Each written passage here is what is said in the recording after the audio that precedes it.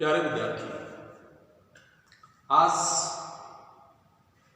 हमारे इस वीडियो का टॉपिक आपके पैलेंटोलॉजी का पेपर, उसमें फॉसिल्स।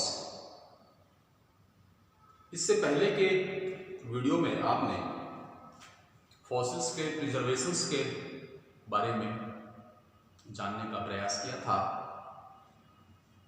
और गाइड फॉसिल्स और इन फॉसिल्स की जो विशेषताएं हैं, जियोलॉजी में क्या रोल है इन फॉसिल्स का, उसके बारे में आपने जानने का प्रयास किया। अब उसी को थोड़ा सा आगे बढ़ाते हुए हम अलग अलग फाइलम की जो फॉसिल्स हैं उन सब के बारे में जानने का प्रयास करेंगे। तो ये अलग अलग फाइलम को हम यूनिसेलुलर फॉसिल्स से लेके और मल्टीसेलुलर फॉसिल्स तक को हम शामिल करेंगे इसमें। तो आज हम जिस फाइलम की चर्चा करने वाले हैं, बात करने वाले हैं, वो है प्रोटोजोआ।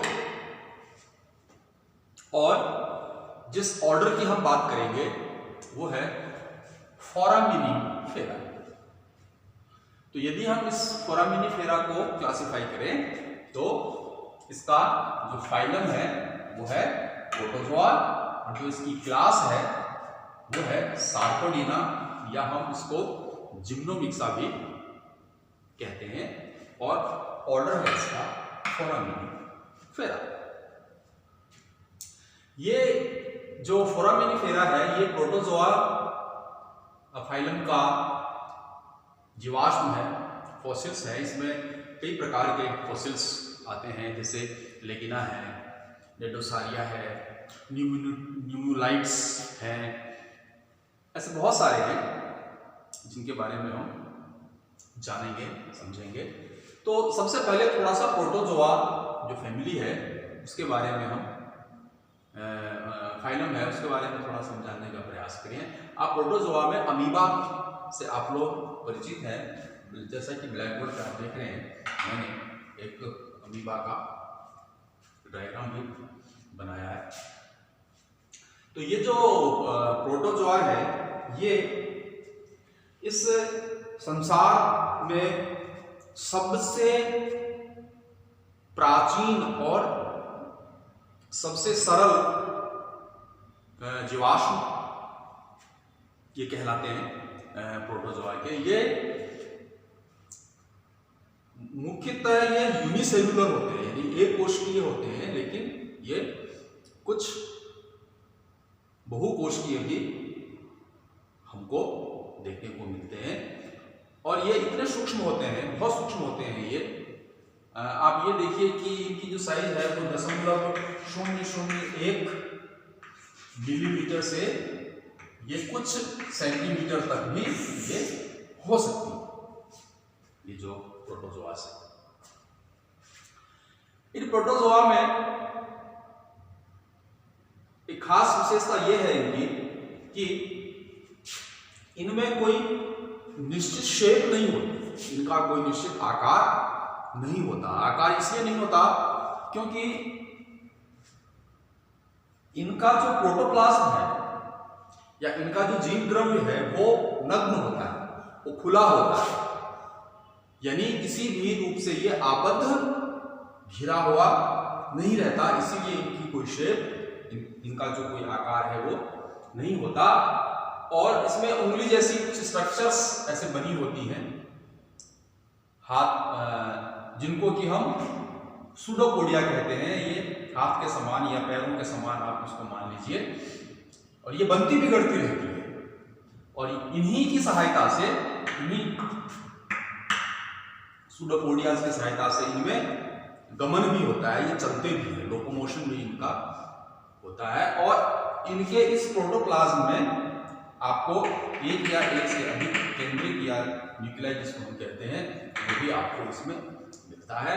और ये जो सूडोपोडियाज हैं ये भोजन भी इसी से करते हैं।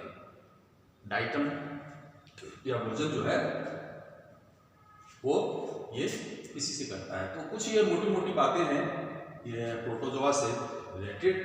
इसके अलावा इसकी जो क्लास है सार्कोडीना, थोड़ी उसकी भी बात करें तो जैसा कि अभी अपन ने चर्चा की कि प्रोटोजोआ संसार के सबसे प्राचीन और सर्वोत्तम प्राणी हैं। इनका जो आकार है वो 0.0001 मिलीमीटर से कई सेंटीमीटर तक हो सकता है। मुख्य रूप से चूंकि ये यूनिसेलुलर होते हैं परंतु कुछ मल्टीसेलुलर भी ये मिलते हैं। और अन्य जो विकसित प्राणी हैं के जो जीवाश्म हैं या अन्य जो विकसित प्राणियों के जो टिश्यू हैं वो टिश्यू इनमें नहीं होते चूंकि ये यूनिसेलुलर है, इसीलिए इनमें टिश्यू या जिसको आप उत्तक कहते हैं वो इसमें आपको नहीं मिलेगा। और इनका जो शरीर है वो एक सेमी लिक्विड जीव द्रव्य या प्रोटोप्लाज्म का बना होता है, जिसमें जैसे कि अभी अपन ने बात की इनमें एक न्यूक्लियस या एक केंद्रक जो है वो इनमें पाया जाता है। सार्कोडीना क्लास की जो प्रोटोजोआ है, सार्कोडोना या जिसको आप जिम्नोमिक्सा क्लास भी कह रहे हैं, तो सार्कोडीना या जिम्नोमिक्सा क्लास के प्रोटोजोआ का जो प्रोटोप्लाज्म है जीव द्रव्य है वो ओपन होता है, खुला होता है। अर्थात उस जीव द्रव्य को किसी ऐसे पदार्थ से वो घिरा हुआ नहीं होता जिससे कि उसको एक कोई निश्चित आकार मिले। इसीलिए इस प्रकार के जो फॉसिल्स हैं उनका कोई निश्चित शेप या आकार आपको नहीं मिलता है। ये अपने शरीर के किसी भी भाग से डाइटम यानी भोजन को अवशोषित कर सकते हैं। और इनके जो प्रोटोप्लाज्म है उनमें उंगली जैसी आकृतियां निकली होती हैं जिन्हें सूडोपोडिया या पादाब के नाम से हम इनको जानते हैं। सूडोपोडिया इसको कहा जाता है। और ये बनती बिगड़ती रहती है। ये या तो अकेले रहते हैं या ये कॉलोनी बनाकर भी रहते हैं। ये फ्रेश वाटर में भी मिल सकते हैं आपको और ये सी में भी, सी वाटर यानी समुद्र जो है उसमें भी आपको मिल सकते हैं। अब फोरामिनिफेरा सामान्यतः अत्यंत सूक्ष्म प्राणी होते हैं जिनका व्यास 1 मिलीमीटर या इससे भी कम से लेके कई मिलीमीटर तक मिल सकता है। उथले समुद्र में ये अधिक मिलते हैं। और प्लैंक्टोनिक फोरामिनिफेरा का वितरण अत्यंत विस्तृत होता है जो बहुधा समुद्र से कुछ गहराई तक आपको ये पाया जाता है। तो इस प्रकार फोरामिनिफेरा जो है वो सबसे सूक्ष्म जीवाश्म है, मुख्य रूप से ये यूनिसेलुलर। अब हम थोड़ी सी बात करें इसके मॉर्फोलॉजी की कि इसकी मॉर्फोलॉजी क्या है, इसकी आकारिकी क्या है, इसकी शरीर रचना किस प्रकार की है। तो जैसा कि आप डायग्राम में आप देखेंगे, डायग्राम में आप देखिए कि इसका जो शरीर है, ये जो शेल है, कवच या शेल हम जिसको कहते हैं, उससे बना होता है ये। लेकिन इसमें ये 3 तरह के शेल हो सकते हैं। या तो चूनेदार बालूयुक्त जिसको हम आरेनेसियस कहते हैं उसका बना हुआ हो, या वो जिलेटिनस हो, जिलेटिन से बना हो, या वो काइटिनियस हो यानी वो काइटिन से बना हुआ। इस प्रकार का ये 3 तरह का जो से है ये शेल इसका बना हुआ हो सकता है। और मुख्य रूप से इसमें जो है जो चूनेदार बालू या जिसको आप ये कह सकते हैं कि सैंड और लाइम से बना हुआ जो शेल है वो सबसे ज्यादा आपको मिलता है। इसको हम आर्यनेशियस शेल कहते हैं। समुद्र पे ये आपको समुद्र तट पे ये खूब मिल जाएंगे आपको इस प्रकार के शेल। और ये जो शेल है ये क्वार्ट्ज, चूने का कोई मटेरियल हो, अभ्रक माइका जिसको कहते हैं वो हो, या स्पंज स्पिक्यूलस हो, स्पंज कंडिका जिसको कहते हैं, उनसे मिलकर बने होते हैं। और स्ट्रक्चर के आधार पर इन शेल को आप दो भागों में बांट सकते हो।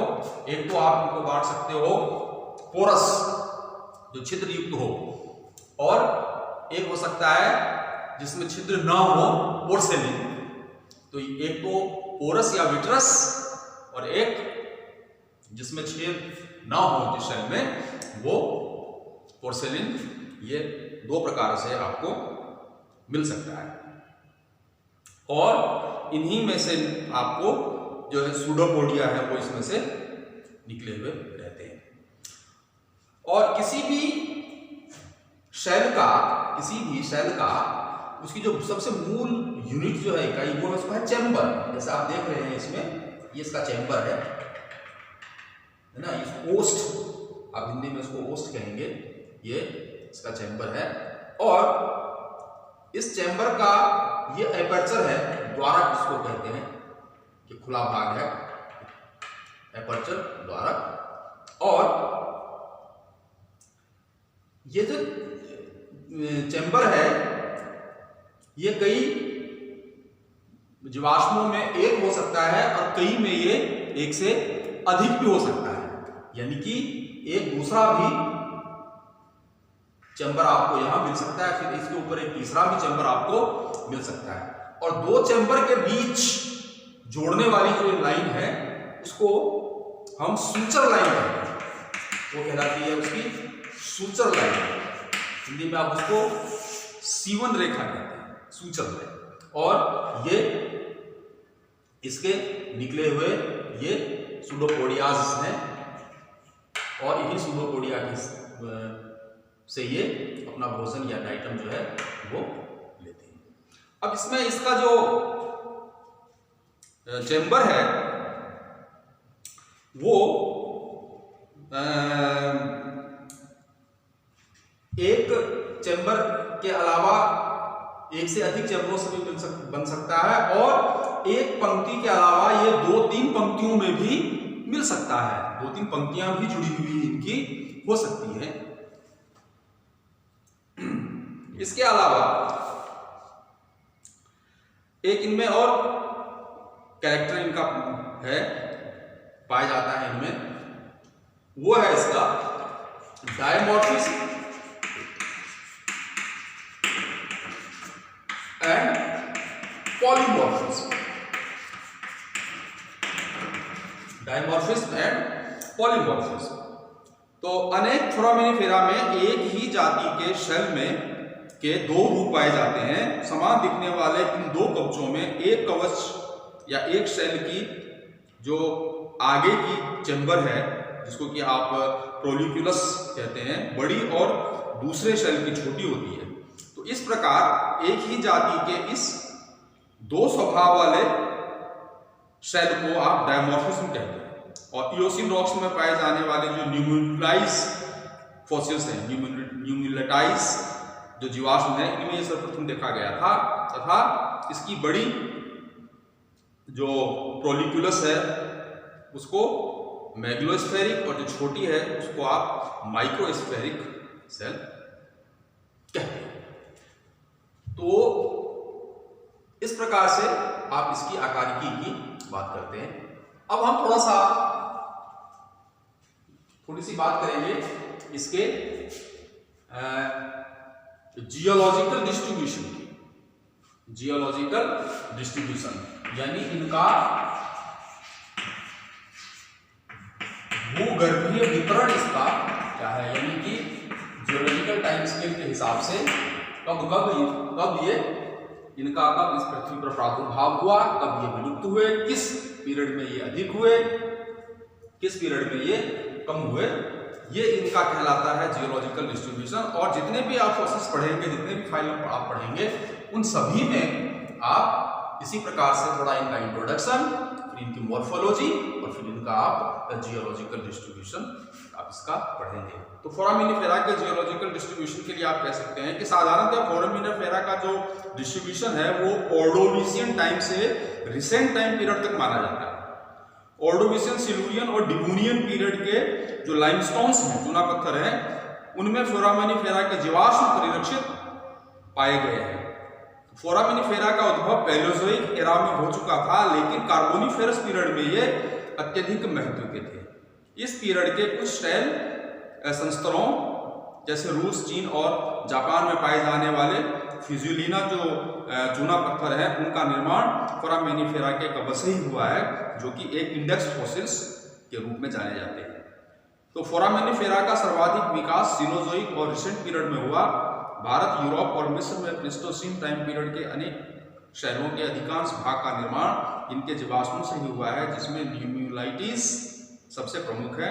उत्तर पश्चिम भारत में स्थित साल्ट रेंज के न्यूम्यूलाइटिक लाइमस्टोन इसका सर्वोत्तम उदाहरण माना जाता है। इस प्रकार आप इनका इंट्रोडक्शन, इनका मॉर्फोलॉजी और इनके जियोलॉजिकल डिस्ट्रीब्यूशन की बात आप करें। थैंक्स।